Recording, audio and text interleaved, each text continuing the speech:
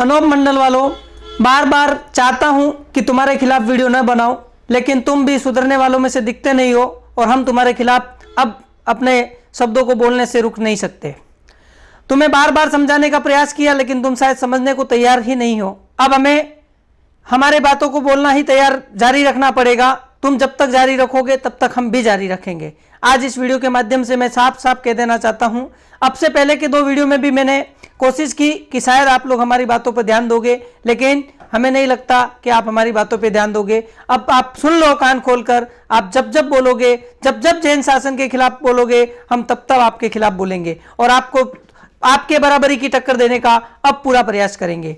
अब से पहले मैंने 2 वीडियो बनाए, उस दोनों वीडियो में भी मैंने प्रयास किया कि अनोप मंडल वालों के खिलाफ कुछ समय के अंदर खत्म कर दूं, लेकिन इन लोगों की बातें ऐसी होती है कि उनके ऊपर बोलना शुरू करूं तो 10 मिनट या 5 मिनट में बोलना संभव नहीं हो पाता है। इसलिए मैं आप सभी से हाथ जोड़ के विनंती करता हूं, इस वीडियो को अंत तक जरूर देखें।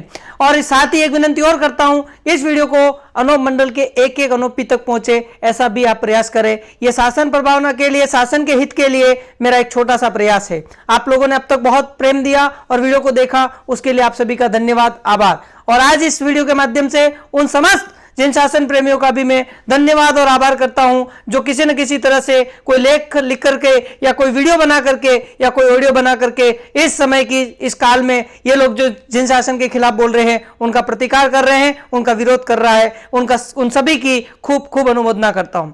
आज के वीडियो को बनाने से पहले भी मैंने 2 जो वीडियो बनाए उसमें भी अनोप मंडल के हर एक अनुयायी को कहा कि आप लोग सुधर जाओ, और विशेष करके युवा अनोप मंडल के भाइयों बहनों को मैंने कहा कि आप इन लोगों को छोड़ना शुरू कर दो। आज से कुछ समय पूर्व, 2 या 3 दिनों पूर्व, इन लोगों का एक मैसेज वायरल हुआ जिसमें इन लोगों ने डायरेक्ट इनडायरेक्ट तरीके से यह स्वीकार जरूर किया कि जैन समाज के लोगों के जो वीडियो आ रहे हैं उन वीडियो से अनोप मंडल के लोगों ने उनका विरोध करना शुरू कर दिया है। तो हमें यह क्रम जारी रखना है और तब तक जारी रखना है जब तक ये अनोप मंडल के युवा सारे के सारे इनसे भटक कर दूर नहीं हो जाते। और मैं अनोप मंडल के तमाम युवा भाइयों बहनों से उनसे विनती करता हूं, उनको धन्यवाद करता हूं जिन्होंने अब तक अनोप मंडल को छोड़ दिया, और उन को भी आह्वान करता हूं जिन्होंने अभी तक अनोप मंडल को नहीं छोड़ा वो अब भी छोड़ दे।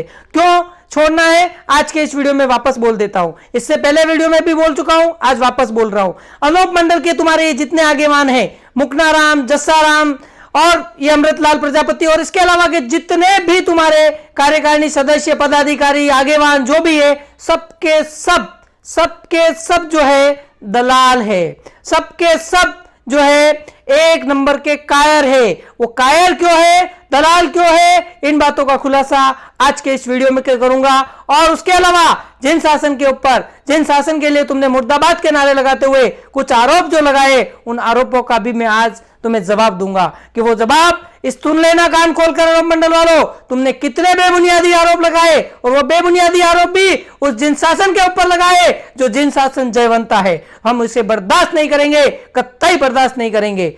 सुन लो, सबसे पहले मुकनाराम तुम पहले बोलते थे, तुमने सबसे पहले तुम्हारा एक वीडियो वायरल किया।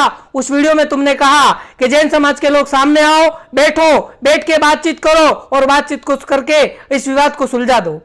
जब जैन समाज के लोगों ने तुम्हारी इस बात को ध्यान ख्याल में लिया और उसके बाद जब 1000 युवाओं के साथ सिरोही पहुंचने का बात वायरल किया, तो तुम लोगों को लगा कि ये जैन समाज के लोग वास्तव में सिरोही पहुंच जाएंगे। तो मुकनाराम तुमने तुरंत एक वीडियो वायरल किया, और वीडियो वायरल करने के बाद तुमने कहा कि भाई सिरोही में तो हमारे जवाब देने वाले अनोप मंडल के कोई है नहीं, तुम जैन समाज वाले साहूकार हो तो तुम बालोत्रा हो।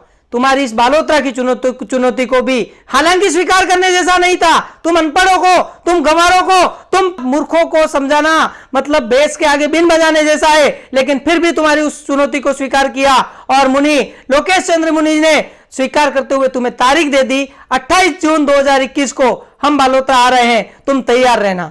तुमको लगा कि ये तो आ जाएंगे, लेकिन इनके साथ साथ जो सिरोही जाने वाले लोग थे वो लोग भी बालोत्रा आने को तैयार हो गए। तो तुम्हारी कहीं ना कहीं धरती खिसक गई थी, तुम्हारे पैरों तले धरती खिसक गई थी, तुम्हें डर खौफने लगा, तुम्हें खौफ होने लगा कि जैन समाज के लोग तो भी हमारे सामने आने लग गए, ये लोग आएंगे, हम इनसे जीत नहीं पाएंगे। तुमने एक नया मैसेज सर्कुलर करवा दिया, वायरल करवा दिया और उस मैसेज में तुमने लिखवा दिया। हालांकि मुक्नाराम तुमने तुम्हारा नाम नहीं लिखा, तुम चालबाजो साजबाजो समझ में आता है।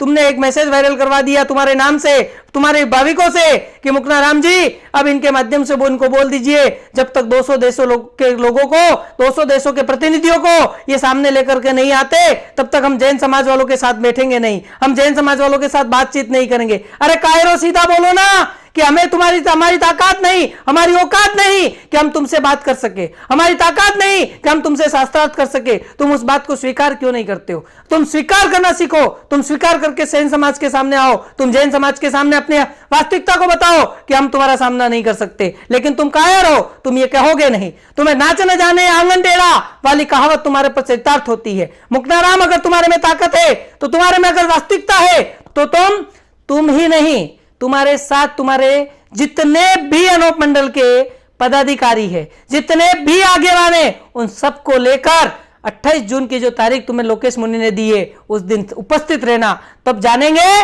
कि तुम वास्तव में सच्चे अनोपीय हो। बाकी तुम कायर नंबर 1 हो और तुम कायर हो, तुम जैन शासन के शेरों का सामना नहीं कर सकते। तुम तुम्हारी कायरता को सिद्ध करने वाले हो और तुम्हारी कायरता सिद्ध करते हो या तुम शेर हो तो दिखाना, या जिन शासन के शेरों का सामना करके दिखाना।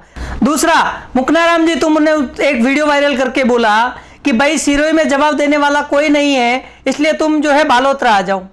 तुम सिरोही में जो लोग हैं वो लोग ही नहीं है, अनूप मंडल के तुम्हारे अनुयायी नहीं है। तुम एक तरफ ये बात बोल करके बोलते हो और दूसरी तरफ तुम 17 तारीख को सिरोही में ही रैली निकालना चाहते थे, तो फिर सिरोही में रैली किस आधार पर निकालना चाह रहे थे? और सिरोही में रैली तुम्हारे क्या रातों रात जन्म पैदा कर गए तुम्हारे अनूप मंडल के अनुयायी? कहां से आए? तुम फालतू बातें करना बंद कर दो। तुम बाहर के लोगों को लेकर के आके के भीड़ दिखाते हो और जैनों को डराते हो। तुम्हारी औकात इतनी? तुम भाड़े में रैलियों में, जैसे चुनावी रैलियों में लोग पैसे देकर के लोगों को लेके आते, वैसे लोगों को तुम लेकर के आते हो। वो लोग भी तुम्हारे साथ इसलिए आ जाते हैं क्योंकि वो बेचारे गरीब है, असहाय है, जरूरतमंद है, और उन जरूरतमंद और युवा है, बेरोजगार है, उन जरूरतमंद युवा बेरोजगार गरीबों का तुम फायदा उठा रहे हो, तुम शोषण कर रहे हो और तुम भीड़ इकट्ठी करके बताते हो हमारे अनुयायी है। बेशर्मो, तुम्हें हद हो गई, तुम्हारी बेशर्मी की हद है। तुम्हें शर्म नाम की चीज कुछ बची नहीं है, तुम शर्म करो। तुम बार बार गिरगिट की तरह क्या चालें बदलते हो? क्या गिरगिट की तरह रंग बदल रहे हो? तुम कभी कहते हो बालोतरा आ जाओ, कभी कहते हो सिरोही मत जाओ, कभी कहते हो सामने आओ, कभी कहते हो 200 देशों के लोगों को बुलाओ तो बात करेंगे। कुल मिलाकर के सामने से दबंगई के साथ छाती ठोक कर बोलने की ताकत क्यों नहीं रखते हो कि हम जैन समाज वाले तुमसे सामना नहीं कर सकते, हमें बख्श दो, हम आगे से गलती नहीं करेंगे। माफी मांग लो जैन समाज से। अब भी जैन समाज दयालु समाज है, तुम्हें माफ कर देगा। लेकिन अब भी तुम लोगों ने अगर तुम्हारी वाणी पे विराम नहीं दिया, अब भी तुम्हारे दुष्प्रचार पर तुमने विराम नहीं दिया, जैन समाज तुम्हें बख्शेगा नहीं। या मैं तुम्हें आज ललकार करके बोल रहा हूं, तुम्हें जितना जो कुछ लगे, जो कर सकते हो कर लेना। जैन शासन के शेर जागे हुए, सुदृढ़ है और मजबूत हष्टपुष्ट बनकर के तुम्हारा सामना करने को तैयार है, ध्यान रखना। अब आज का दूसरा विषय लेता हूं मैं, कि बात तुम्हारी यह है कि तुमने अमृतलाल प्रजापति के नेतृत्व में तुमने एक ज्ञापन दिया जिला कलेक्टर सिरोही को। क्या लिखा तुमने उस ज्ञापन में? तुमने ऐसी बेबुनियादी बातें लिखी। तुमने लिखा कि जैन समाज की वजह से, जैन धर्म के लोगों की वजह से भारत की अर्थव्यवस्था बिगड़ रही है। अरे मूर्ख, पहले जाकर के भारत सरकार को पूछ ले, जहां जरूरत पड़े, अगर जाने की तबीयत नहीं है तो आरटीआई निकाल के देख ले। भारत सरकार को सबसे ज्यादा टैक्स देने वाला, सबसे ज्यादा कर देने वाली अगर कोई कौम है तो जैन समाज है। और उसके बदौलत ही ये जितनी भी देश की आर्थिक व्यवस्थाएं चल रही है ना, विभिन्न प्रकार की योजनाओं के तुम्हारे जो खर्चे आ जाते हैं, वो खर्चों में जैन समाज का बहुत बड़ा योगदान है। इतनी मूर्खता मत कर, ये मूर्खता की हद कर दी है। तुमने कहा कि जैन समाज के लोगों की वजह से कोरोना के समय में जैन समाज के लोगों ने कफन तक को नहीं छोड़ा। अरे मूर्ख, कफन की बात कर रहा है? कौन से कफन की बात कर रहा है? जैन समाज की बात छोड़, जैन सब किसी भी व्यक्ति की कफन तक नसीब नहीं हुआ है। हॉस्पिटल वालों ने प्लास्टिक की लपेट करके लाश को जलाने को कर दिया है, और तुम कफन का नाम बदनामी जैन समाज के नाम पे कर रहे हो कि जैन समाज वालों ने कफन बेचे। मूर्ख, कफन बेचने की बात मत करना, कभी भी मत करना। जैन समाज इस तरह से क्रोधित करने के लिए बार बार मत करना, नहीं तो जैन समाज ज्यादा क्रोधित हो गया, संभाल नहीं पाओगे अपने आप को। तुम बोलते हो अहिंसा परमो धर्म के पीछे राक्षसी विद्या रखी हुई है जैन समाज ने। अरे मूर्ख, अहिंसा परम धर्म का मतलब समझ पहले।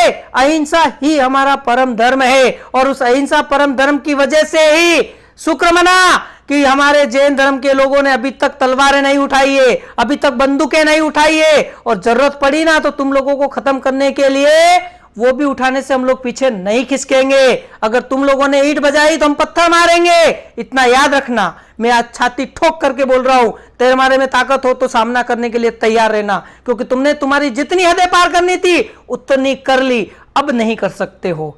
तुमने आरोप डाला उसमें कि जितने भी हवाला कांड हुए, जितने भी कांड हुए जैनों की बदौलत हुए।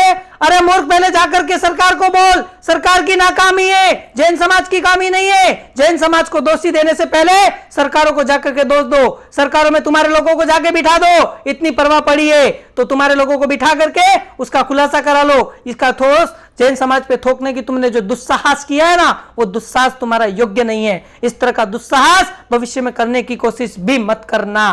तुम लोगों ने कहा, तुम्हारा एक वो जस्सा महाराज बोलता है कि जैन समाज के अलावा हमारे कम से कम 10 से 12 लाख लोग कोरोना ग्रसित हुए। जैन समाज के लोग कहां कोरोना ग्रसित हुए? अरे मूर्खों, तुम हद से ज्यादा पार कर रहे हो। तुमको यह भी पता नहीं है कि भारत में कितने लोग कोरोना से ग्रसित हुए, और तुमको यह भी पता नहीं है, और तुम टोटल संख्या बताने के बाद अपने आप को शेर समझ रहे हो क्या? अरे गिद्धड़ो, दुबक करके रहो। तुम तुम्हारी झोपड़ियों से बाहर निकलना नहीं चाहते हो, झोपड़ियों में बैठे बैठे चैलेंज करना चाहते हो। कहां तक उचित है? तुम्हारी ताकत है, कायर नहीं हो, सच्चे दिली हो तो तुम बाहर आओ।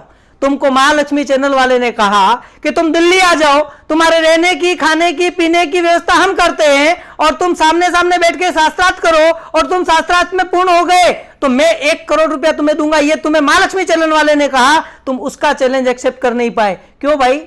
तुम्हारी ताकत नहीं है, तुम ताकत नहीं है, और बिना ताकत, बिना हाथ पैर की बातें करते हो। बिना हाथ पैर की बातें करके तुम्हें क्या मिलने वाला है? कुछ नहीं मिलने वाला है। जिन शासन के जेर जाग चुके हैं, जिन शासन के शेर तीव्र गति से आगे बढ़ रहे हैं, जिन शासन के शेर तुम्हें छोड़ने वाले नहीं है। तुम जो एक उद्घोष करते हो ना, धर्म की जीत हो, पाप का नाश हो, आज मेरी बात सुन लो। अनोपियो जितने भी हो, कान खोल के सुन लो। धर्म की जीत हो, तुम जो बोलते हो ना, तुम्हारा ये उद्घोष तुम्हारा है, लेकिन सत्य हम करेंगे। हमारे जिन शासन धर्म की, जैन धर्म की जीत होगी, तुम पापियों का नाश होगा।